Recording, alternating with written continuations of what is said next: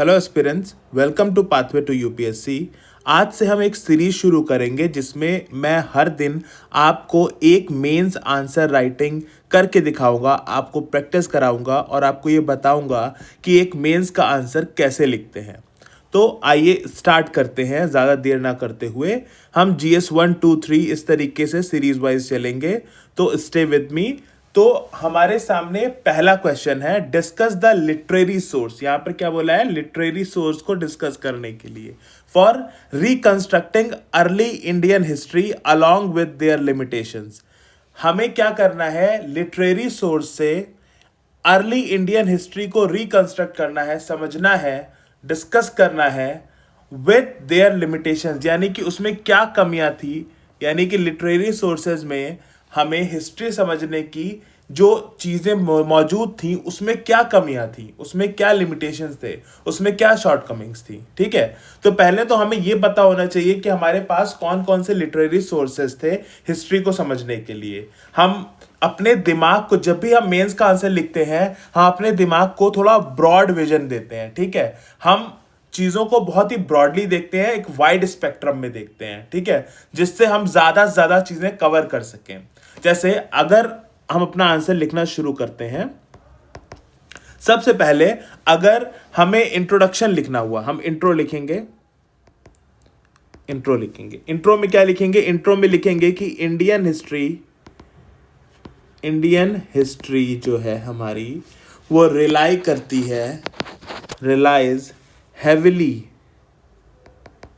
heavily on literary evidences.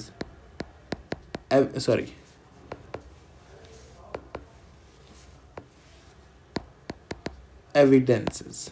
ठीक है, ये एक बहुत ही बेसिक लाइन हो गई।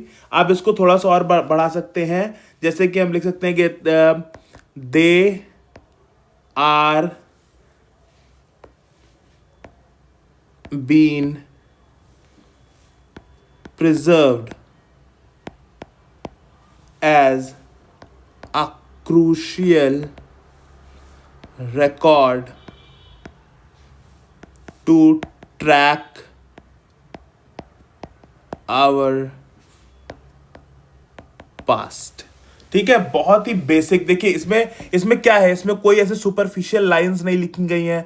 जो आपके दिमाग में ऑलरेडी है, मैं उसको कोशिश कर रहा हूं कि आप उसको एग्जैक्टली उसको मतलब प्रेजेंट करिए। ठीक है, उसको आपको ऐसा, इसमें कुछ भी नहीं है जो आपको नहीं पता था। इंट्रोडक्शन में हमने बेसिक लाइन लिखी कि Indian history relies heavily on literary evidences, they are being preserved as a crucial record to track our past.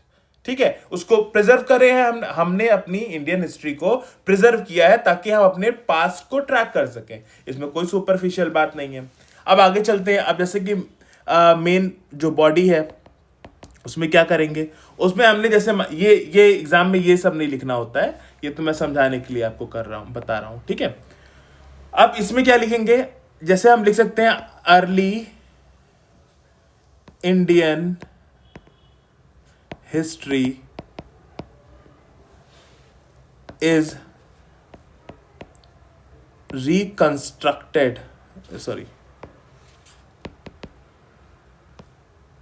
reconstructed from a wide range of literary sources। ठीक है, बेसिक है, ये भी basic है। ठीक है, अब इसके बाद हम एग्जाम्पल देंगे। एग्जाम्पल्स में क्या क्या आ गया? जैसे आ गया वैदिक टेक्स्ट। ठीक है, वैदिक टेक्स्ट आ गया। ठीक है, विच इंक्लूड्स, वैदिक टेक्स्ट में और क्या होता है? इंक्लूड्स क्या क्या हो गया? जैसे ऋग्वेद हो गया, ये आपको क्या नहीं पता था। ठीक है, इसमें संहिता हो गया। ठीक है, इसमें भी ऐसा कुछ नहीं है कि आपको नहीं पता था। ब्राह्मणास हो गया। ठीक है, इसमें भी आपको ऐसा कुछ नहीं कि नहीं पता है। उपनिषद आपको पता ही है। ठीक है, अब हम इसको क्या करेंगे? अब जैसे हमने एग्जांपल्स दे दिए, वैदिक टेक्स्ट, ठीक है, विच कंटेन ऋग्वेद, संहिता, ब्राह्मणास, उपनिषद, ठीक है, दे टुगेदर, या दे टुगेदर लिख सकते हैं, टुगेदर, टुगेदर रिवील्स, रिवील्स, क्या क्या रिवील करते हैं ये? आर्यन लाइफ स्टाइल, ठीक है, एंड सोसाइटी ऑफ वैदिक पीरियड, ठीक है, बेस्ट है। एक अच्छा आपका अभी जो मेन पार्ट है वो बनता चला जा रहा है, जो बॉडी है वो बनती चली जा रही है। अब हमने वैदिक की बात की, अब हम किसकी बात करेंगे? बुद्धिस्ट की बात करेंगे, ठीक है, बुद्धिस्ट की बात करेंगे। तो बुद्धिस्ट का कौन सा हो गया? जैसे त्रिपिताका हो गया, ठीक है, आपका जैन्स का क्या हो गया? आपका अगमाज हो गया, ठीक है।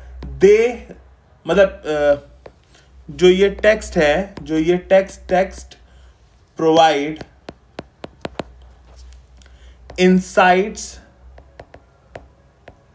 इनटू सोशियो रिलीजियस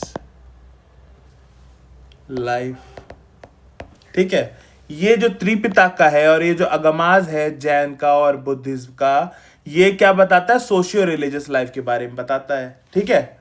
अब एपिक्स, एपिक्स का भी हम डिस्कशन करेंगे। एपिक्स लाइक रामायणा, ठीक है, एंड महाभारत,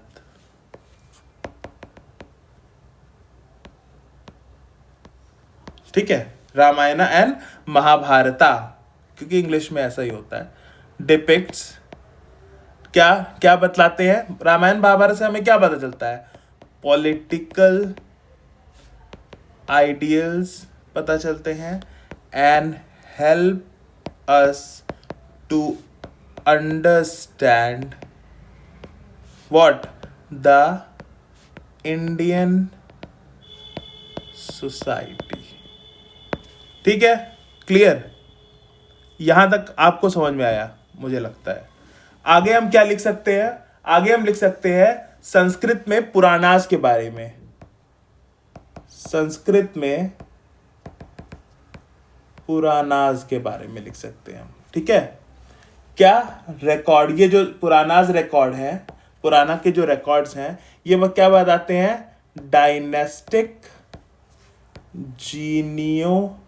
जीनोलॉजीज, क्या बताते हैं? जीनोलॉजीज, ठीक है। जीनोलॉजीज का क्या मतलब होता है कि कौन किसका बेटा था, कौन किसके पिताजी थे, ये सारी चीजें ये बताता है संस्कृत के जो पुराना टेक्स्ट है, ठीक है, पुराणास, ठीक है।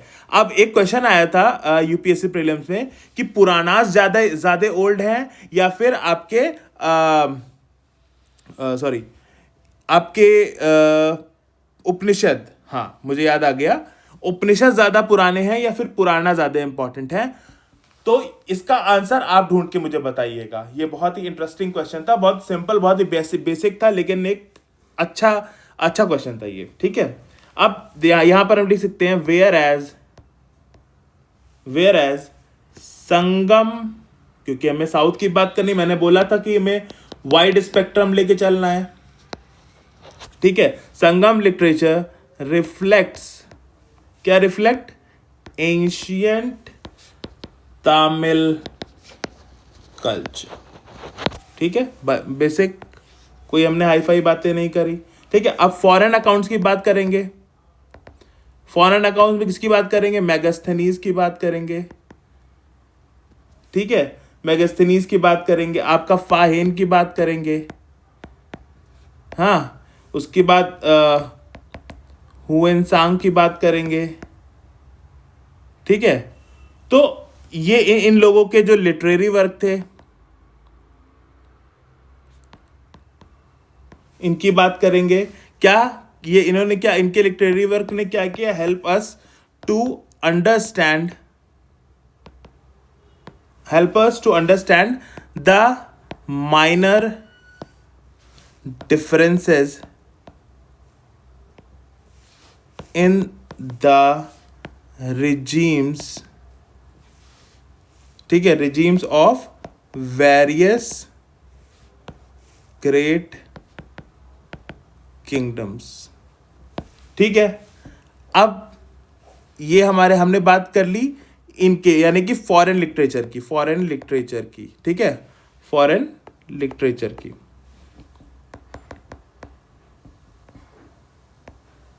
ठीक है, अब अब हमें बताना है लिमिटेशंस बतानी है कि क्या कमियां थी इनमें। ज्यादातर मोस्ट टेक्स्ट्स आर रिलीजियस,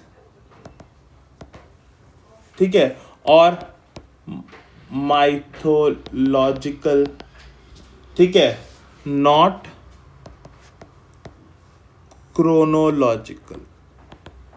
ठीक है, माइथोलॉजिकल है तो क्रोनोलॉजिकल, मतलब प्रॉपर क्रोनोलॉजी में नहीं समझ में आती है कि भैया कहाँ पर प्रॉपर क्रोनोलॉजी बननी चाहिए, क्या बन रही है क्रोनोलॉजी। ठीक है, दे ऑफन, मतलब ये लोग ज्यादातर क्या करते हैं, मिक्स करते हैं फैक्ट्स विथ लेजेंड्स। ठीक है, जो मेन हीरो होते हैं, जो मेन बंदा होता है या बंदी होती है हिस्ट्री की, जो मेन पार्ट है उस पे ज़्यादा फोकस करते हैं। कभी कभी फैक्ट को मतलब ये मिक्स कर देते हैं, क्लियरली नहीं बता पाते हैं। ठीक है, अब जैसे कि जो जीनियोलॉजी है, आर ऑफन इनकंसिस्टेंट। ठीक है, ये हमने कभी कभी बहुत बार ऐसा होता है कि हम नहीं समझ पाते हैं कि क्या जीनियोलॉजी है, कौन किसका बेटा है, कौन कहाँ से आ रहा है, किसकी क्या जेनेटिक अब वो है लाइन है, ये नहीं समझ में आता है। फिर फॉरेन अकाउंट जो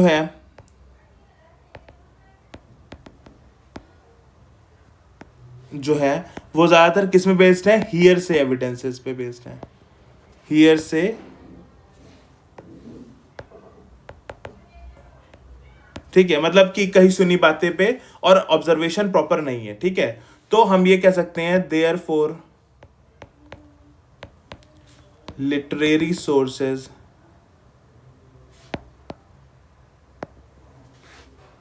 एड अस, हेल्प करते हैं a lot in comprehending our roots. ठीक है, roots, but still there are discrepancies, कमियां थी, विच आर ऑफन इररिपेयरेबल, क्योंकि हम वापस पास्ट में तो जा नहीं सकते हैं उसको रिपेयर करने के लिए। तो इस तरीके से आप एक अच्छा मेंस आंसर लिख सकते हो। ठीक है, यहाँ पर आप देख सकते हैं कि किस तरीके से हम लोगों ने इंट्रोडक्शन शुरू किया, फिर मेन शुरू करने से पहले हमने जो बॉडी पार्ट है उसको शुरू करने से पहले 1-2-3 लाइन का एक इंट्रो नहीं दिया, लेकिन मेन को लीड करने के लिए कुछ लाइंस लिखी। फिर उसके बाद हमने यहाँ पर एग्जाम्पल्स दिए। ठीक है, और भी एग्जाम्पल्स दिए। एग्जाम्पल्स जितने ज़्यादा आप दे सकते हैं अच्छे एग्जाम्पल्स, उतना ही आपका आंसर जो है वो निखर के आता है। तो होप आपको ये समझ में आया होगा कि आंसर्स कैसे लिखते हैं। अभी ये आज हमारा पहला वीडियो है आंसर राइटिंग पे, हमने आर्ट एंड कल्चर से शुरुआत की है, तो हम इसको कंटिन्यू करेंगे और आगे भी सीखेंगे कि कैसे हम बेहतर आंसर लिख सकते हैं अपनी लिमिटेड नॉलेज के साथ। लेकिन बहुत सारी चीज़ें हमें पता होती हैं, हम उसको कैसे पेपर पे उतार पाएँ, कैसे आंसर में लिख पाएँ, हमें ये समझना है बस। ऐसा नहीं है कि हमारे पास नॉलेज की कमी है। नॉलेज की कमी शुरू में जब आप नए नए प्रिपरेशन स्टार्ट करते हो सकती है, लेकिन जब आप कुछ समय दे देते हो तो नॉलेज की कमी कम रह जाती है। प्रेजेंटेशन स्किल्स आपको आनी चाहिए। तो होप आपको इससे कुछ फ़ायदा हुआ होगा। आप मेरे साथ बने रहें। Thank you.